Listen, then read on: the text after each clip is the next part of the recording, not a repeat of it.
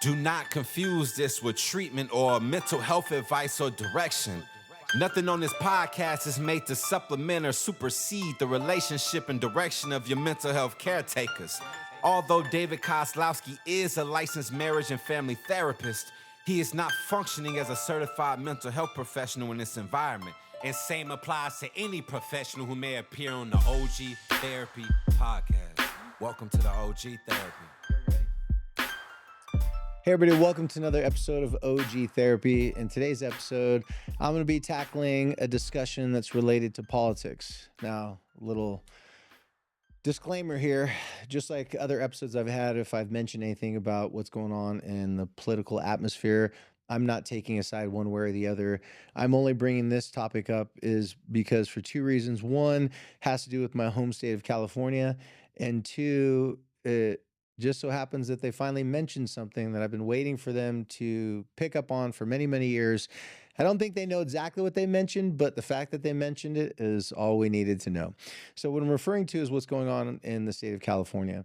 If any of you haven't checked, if you haven't heard in the past couple days, whenever this is released, will probably be a week by then. But Governor Gavin Newsom has just released a statement that California has a masculinity crisis for men and young men specifically. And this article by the Lookout in Santa Cruz, shout out to Santa Cruz. I used to go to graduate school up there and used to surf in Santa Cruz. Love Santa Cruz. In this, though, it talks about, in this article, it talks about how Governor Newsom directs agencies to tackle loneliness crisis among boys and men. Now, I'm going to scroll down a little bit in this article to focus on a couple statistics. It says, the college going rate for young men who completed high school in California is 57% compared to 68% for young women. Rates are even lower for some racial and ethnic groups, 49% for Black and Latino men, 40% for Indigenous men. Or 49% for Black and Latino men, and 40% for Indigenous men. The labor force, it talks about how 1 in 9 men between 25 and 54 are neither employed nor looking for work. So the reason why I bring up that first is they started off by saying, hey, there's less people getting into college. There's less people entering the workforce after the pandemic. There's less people have gone back into the workforce. So just trying to figure out what are some of the leading contributing factors towards this. Well, then it comes down to them talking about the loneliness crisis. You've probably heard about this in recent years. I believe who was it for the government came out and said that this is a serious issue that we're having is this loneliness crisis. But this one is specifically focusing on in California about the loneliness crisis with men. It said disconnected youth who are neither in school nor in the workforce to a growing crisis of loneliness. So there's a trend of disconnected youth is what he's referring to. Nearly 1 in 4 men under 30 years old report having no close friends. And 42% of teenage boys report experiencing feelings of loneliness. Now, a lot could be assumed by that statement, but think about it. Nearly 1 in 4 men under 30 years old report having no close friends. The reason why I'm bringing up this whole entire article, if you're new to this podcast, is because we are all about social health. When I say we, me, my clients, anyone who's ever listened to this podcast knows that myself as a mental health professional, I found out in my own practice, in all the groups I've ran throughout the years, whether they've been in psychiatric hospitals for grieving mothers, kids that have been sexually assaulted, abused, suicide groups, all the groups I've ran throughout the years, the one thing that made the group powerful is the social cohesion and connection in the group. There's an old saying that says there's no honesty like the honesty amongst peers. And it's very true. When I started doing these social health support groups back in 2010, I found out really quickly that teenagers, even teenagers that were my clients, teenagers that would come to therapy with me that I'd known for years, they would tell me a lot about their life. But as soon as I put them in a group of other teenagers, within just 1 or 2 meetings, they're confessing and talking about things they never shared with me. Not because I don't think they didn't feel comfortable to share it with me. It was someone else bringing up their struggles that brought to the surface the individual that I was counseling or I was working with. As soon as they heard someone else talk about something that they'd gone through experience or something they could relate to, it just triggered something inside of them that made them feel compelled to speak out, made them feel compelled to like, hey, I don't want that kid to think that they're the only one going through that. And so then they would open up and I'd be shocked and surprised. I'd see them the next week back in my therapy because what I was doing was social health support groups.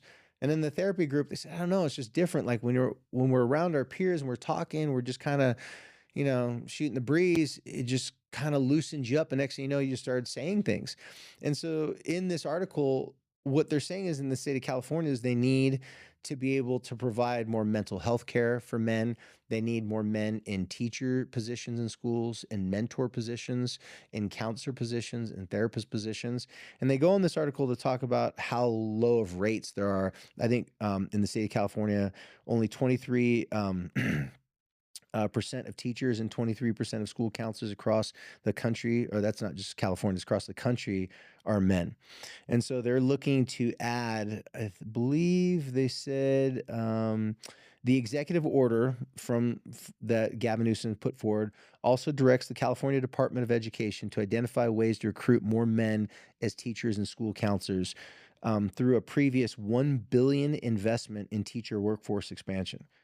Wow, $1 billion. I really hope that happens. Um, Moving on, it gives a lot of examples here. Like in Northern California, talks about a school counselor in Northern California who is running the anger management groups for the school. He's the counselor. I believe he's a licensed therapist as well. And it just talks about all the different roles that he's playing, how he's seeing. It's like this is really a big issue. And the issue that he is seeing in this article he talks about is there's not leaders and mentors, male role models and leaders and mentors that are working a lot of these jobs. And you guys, he is so right. I've been in my conversations with my buddies for many years, especially the guys I played college football with and the guys that use this type of language and terminology. We've all agreed that all the OGs in our lives as men have died and passed on, or they're about to pass on, and they're too old now to be mentors for us. And so me and my buddies, we talk about this, how we trip out, how it's like, man, we're the mentors now, we're the OGs now that this younger generation is looking for. And so I work with the local NFL Players Association here, the former Utah Players Association, Football Players Association here. It's another nonprofit, and all of our objectives, all of our initiatives are trying to focus on how do we take us guys who've been there, done that sometimes have not made the best life choices, but have lived to tell the tales and correct our lives. How do we assert ourselves into the community with youth, not just, youth in general, but specifically young men? And so what they're talking about here in the state of California is great. I think everything is amazing. But the thing that caught my attention is they actually mentioned social health. So the National Convention of State Legislators is going on it has been going on this past week in Boston. And it's the biggest thing that they're talking about as well. How do we improve the poor social health of our communities?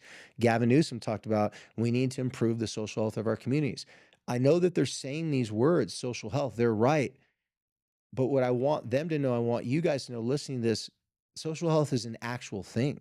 Currently, there's only 2 books written on social health. My book, Youth of the Nation, and the Art and Science of Connection by Kaisley Killam. I think that's how you pronounce her name.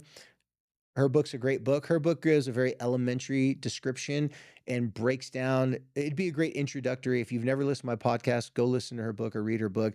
It just breaks down like, hey, what is social health? Why do we need it?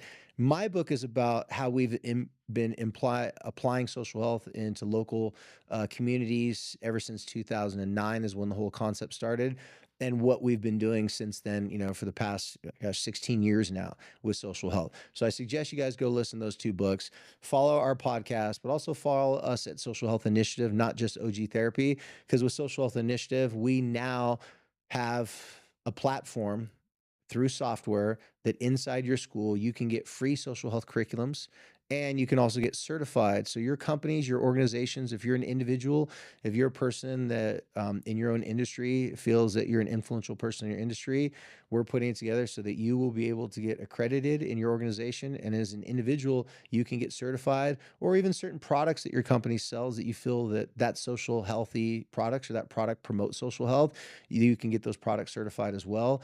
We're not looking to start a movement. We're not looking to start some sort of trend. We have to build a new health system. And in order to build a new health system, we've got to start somewhere, and we're starting with social health. So follow us on the social health journey. If you're from California and want to know more about how you can promote social health in your schools in California, please reach out to us at the socialhealthinitiative.org, and we can start getting you information how you can get the free social health curriculums in your school districts. And until next time, follow us on all social media. And as always, be cool.